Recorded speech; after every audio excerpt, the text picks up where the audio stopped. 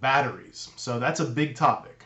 The first answer to the question is no, you do not need batteries.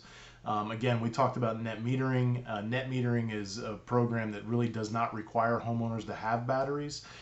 Again, they're banking credits during the day that they're consuming at night, which is basically what you would do with a battery. You would just send your kilowatts to the battery rather than sending them to the grid. So you do not need to have batteries in Florida, but you can have them.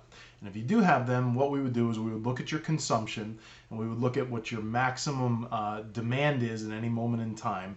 In particular, when your air conditioner is turning on and all the houses and all the lights in the house are running, and we would design the system to either A, back up the entire house and what that maximum load is, or B, we could back up a dedicated sub panel and just back up essential loads or critical loads. So in the event of a power outage, you just have certain loads that'll be completely backed up. Also, the size of your solar system and how much electricity is actually being produced from that solar system will determine how many batteries we have. Or excuse me, we're going to want to install. Batteries, for the most part, are fairly custom, so I'd encourage you to give us a call and we can kind of walk through exactly what your battery setup might look like.